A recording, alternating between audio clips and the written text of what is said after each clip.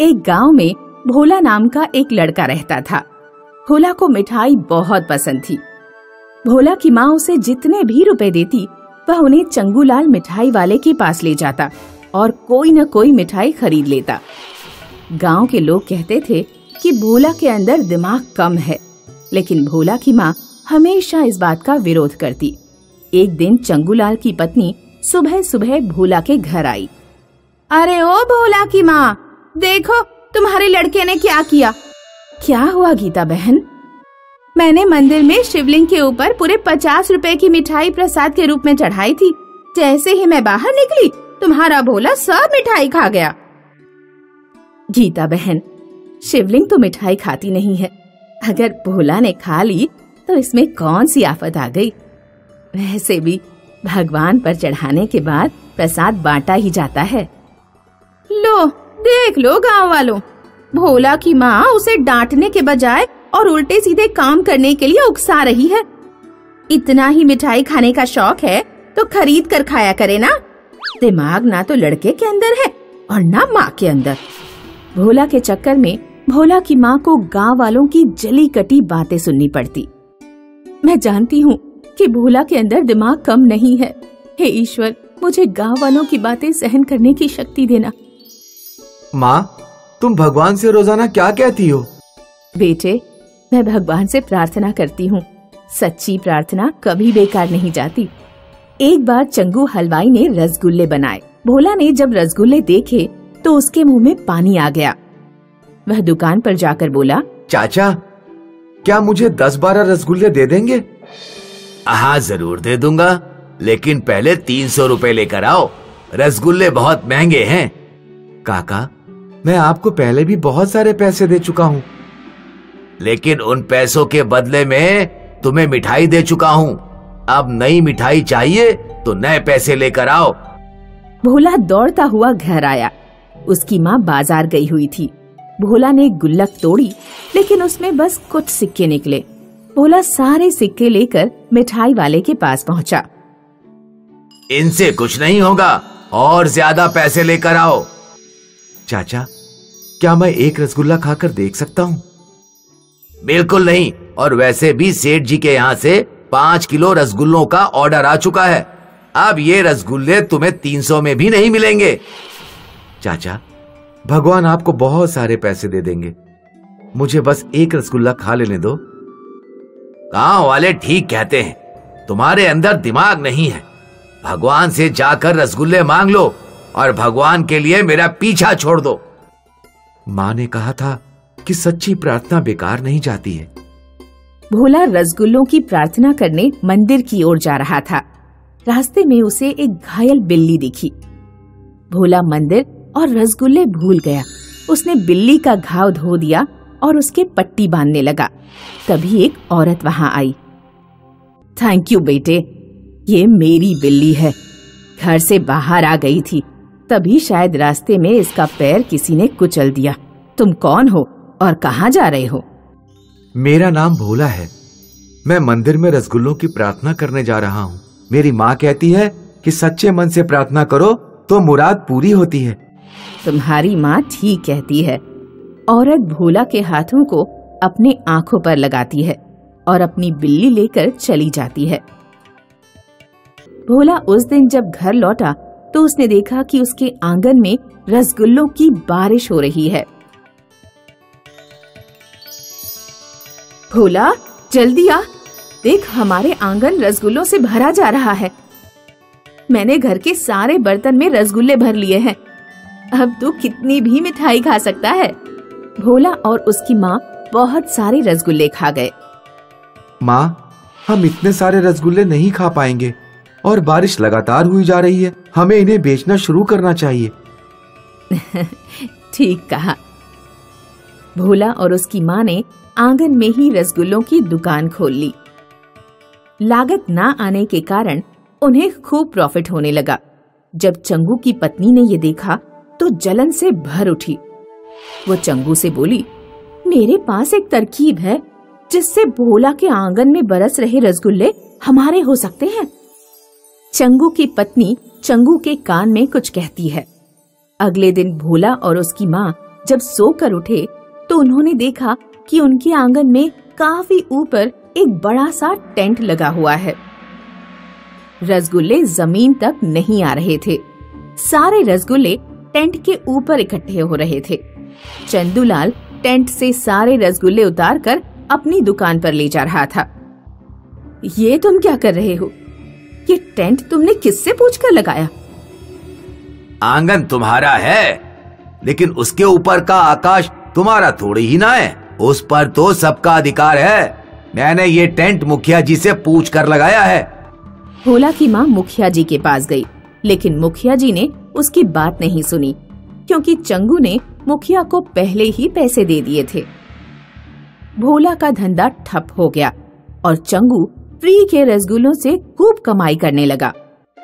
भोला दुखी होकर जादूगरनी को ढूंढने लगा। उसने जादूगरनी को सारी बात बताई। जादूगरनी ने भोला के कान में कुछ कहा।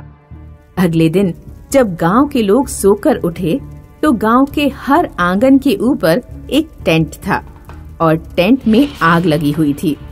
पूरे गांव में हाहाकार मच गया। हाय राम, ये किसने किया है? गर्मी और धुएं से मरे जा रहे हैं। ये मैंने क्या किया है? अगर आंगन के ऊपर के आकाश पर आंगन में रहने वाले लोगों का हक नहीं है तो मैं जो चाहूं वो करूं। तुमने हमारे आंगन पर टेंट लगाकर रसगुल्ले इकट्ठे किए और मैंने दूसरों के आंगन पर टेंट लगाकर आग लगाई। गांव के लोग चंगूलाल पर क्रोधित हुए और उससे भोला के आंगन पर से टेंट हटाने के लिए दबाव डालने लगे। ऐसे तो हमारा रहना मुश्किल हो जाएगा। आंगन के ऊपर का आकाश उसी आदमी का होगा जिसका आंगन होगा। चंगूलाल को टेंट हटाना पड़ा। रसगुल्लों की बारिश भोला के आंगन में फिर से शुरू हो गई और वह रसगुल्ले बेचकर खुशी खुशी अपना जीवन बिताने लगा। अरे छोटे लाल चपड़ गंजू, ये क्या बूढ़े लोगों की तरह धोती कुर्ता पहने रहते हो?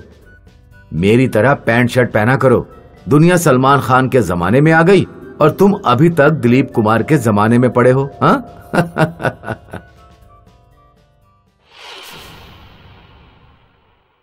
जीवन एक गरीब दूध वाला था।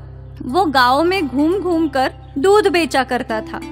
दूध ले लो, दूध, गाय का दूध, ताजा ताजा दूध। भैया 1 लीटर दूध दे दो। गांव के कई लोग जीवन से दूध खरीदते थे और दूध बेचकर कमाए हुए पैसों से जीवन के परिवार का गुजारा हो रहा था। पर जीवन की पत्नी राधा हमेशा उसे नई गाय खरीदने की सलाह दिया करती थी। हमारी गाय बूढ़ी हो चुकी है, अब ये ज्यादा दूध भी नहीं देती। आपको इसे बेचकर नई गाय खरीद लेनी चाहिए, जिससे आपकी आमदनी अच्छी हो। तुम्हें कितनी बार कहा है कि इस गाय को बेचने की बात मत किया करो। ये गाय मुझे मेरी माँ ने दी थी और कहा था कि इसका अच्छे से ख्याल रखना। ये बस गाय नहीं है, मेरा परिवार है राधा। ठीक है, कम से कम आप इतने पैसे तो इकट्ठा करने की कोशिश कर सकते हैं, जिससे हम नई गाय खरीद सके। हाँ, मैं कोशिश करता हूँ। जीवन को अपनी गाय से बहुत प्यार था। वो अपनी गाय का बहुत ख्याल रखता था। उसे अपने हाथों से खाना खिलाता और उसके साथ बातें भी किया करता था। अरे गौ माता, आपके साथ एक और गाय आएगी, आप उसे भी अपनी सहेली बना लेना। पक्का नहीं बता सकता कि कब आएगी, पर मैं पैसे बटोर रहा हूँ। उम्मीद है कि जल्द ही आ जाएगी। आप ऐसे ही अपनी कृपा मुझ पर बनाए रखना। अब से जीवन अगल बगल के गांव में भी दूध बेचने जाया करता था और सारा दूध बेचकर ही आया करता था। जो भी पैसे ज्यादा मिलते उन्हें एक गुल्लक में जमा किया करता था। जल्दी हमारी नई गाय आने वाली है। हाँ, आ जाएगी। महीने बीते और जीवन अब भी दूध बेचकर पैसे कमाता था। एकाएक जीवन की गाय की तबीयत खराब हो गई। इन्हें क्या हुआ? पता नहीं, कल तक ठीक थी, पर आज खाना अचरा खिलाते ही उल्टी कर रही है। हे भगवान, मैं अभी डॉक्टर को बुलाकर लाता हूँ। जीवन दौड़ते हुए पशुओं के डॉक्टर के पास गया और उन्हें अपने घर ले आया। ये देखिए डॉक्टर साहब, मेरी गौ माता कुछ भी नहीं खा रही है, बस उल्टियाँ कर रही हैं। लगता है इनका पेट खराब है और ये बहुत कमजोर भी लग रही हैं। ये समस्या कितने दिनों से हो रही है? कल रात तक तो गौ माता ठीक थी, बस एक ही दिन में ऐसी हालत, ये चिंताजनक है। खैर मैं दवाइयां दे देता हूं, देखते हैं क्या बदलाव होता है। जी। डॉक्टर ने गाय को इंजेक्शन लगाया और कुछ बड़ी बड़ी गोलियां गौमाता के मुंह में डाली।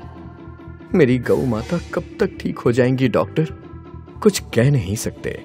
गाय की उम्र हो गई है, अगर दवाइयों ने सही असर किया तो जल्द ही ठीक हो जाएंगी। मैं कल सुबह वापस आऊंगा जांच करने। ठीक है डॉक्टर साहब। डॉक्टर चला गया और जीवन रात भर अपनी गौमाता के पास ही बैठा था।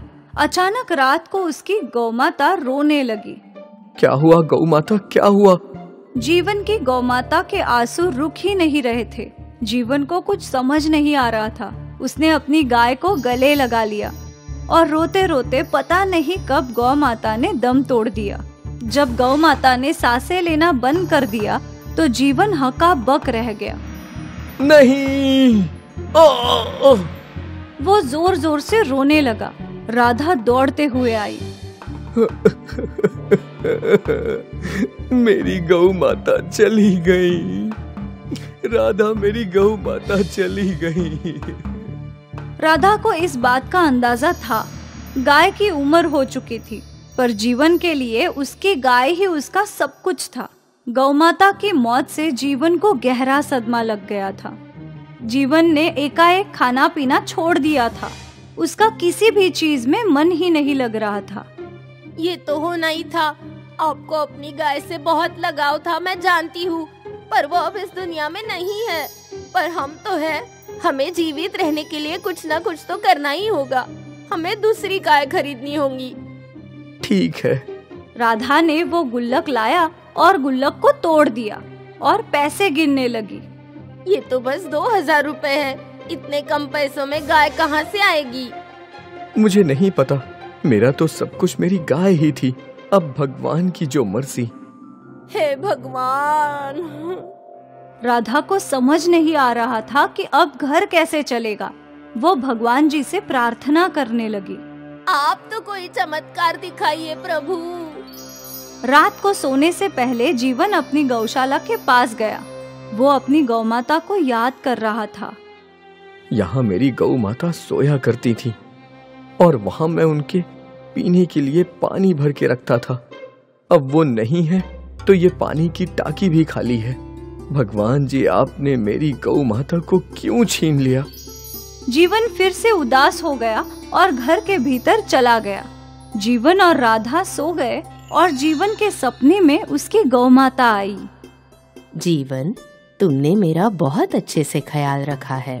अब मैं नहीं हूँ, पर फिर भी जिंदगी भर तुम्हें दूध की कमी नहीं होगी। जीवन का सपना खत्म कि अचानक बरसात शुरू हो गई। बरसात की आवाज से राधा की आँख खुल गई। इस मौसम में बरसात?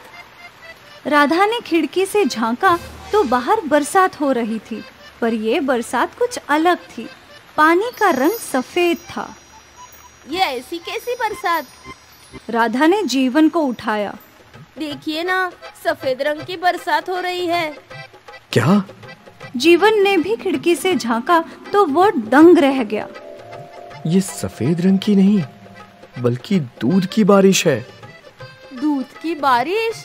गौ माता मेरे सपने में आई थी और उन्होंने कहा कि मुझे जिंदगी भर दूध की कमी नहीं पड़ेगी।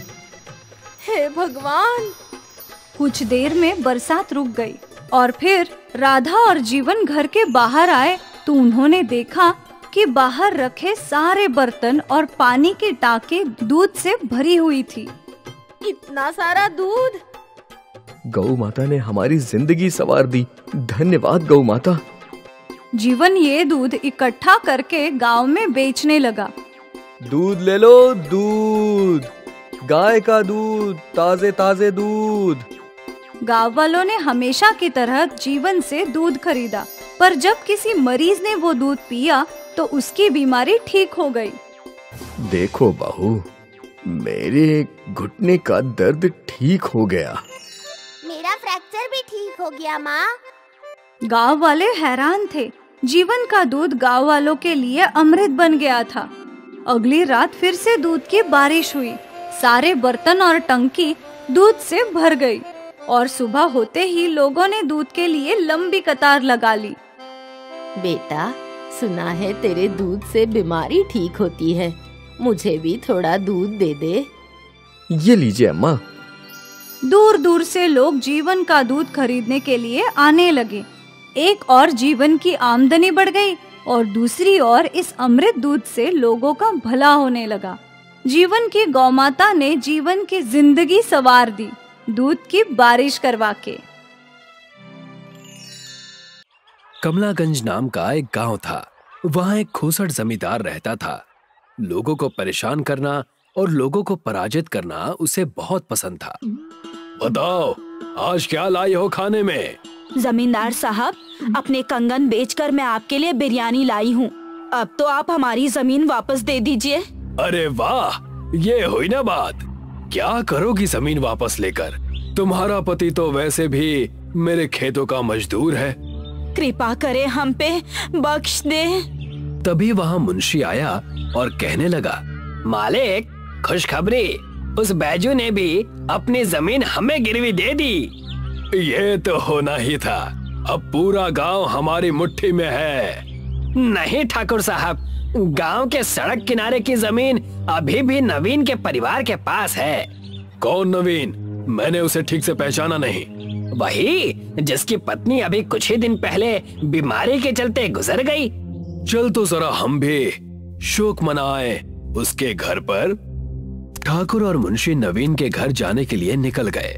वहां जाकर देखा कि नवीन अपनी पत्नी की तस्वीर से ही बात कर रहा है।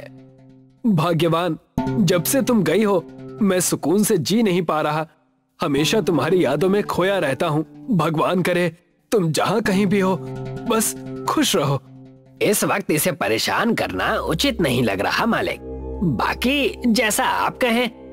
तुम तो मेरी पत्नी के बारे में भली भांति जानते हो, तो डरना किस बात से? चलो अंदर और सीधा काम की बात करो। ठाकुर और मुंशी दोनों सीधे नवीन के कमरे में चले गए। अच्छा, तो तुम हो नवीन?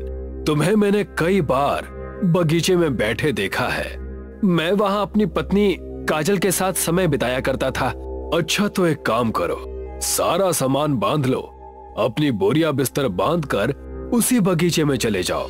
तुम्हारी सड़क के किनारे की जमीन मेरे नाम कर दो।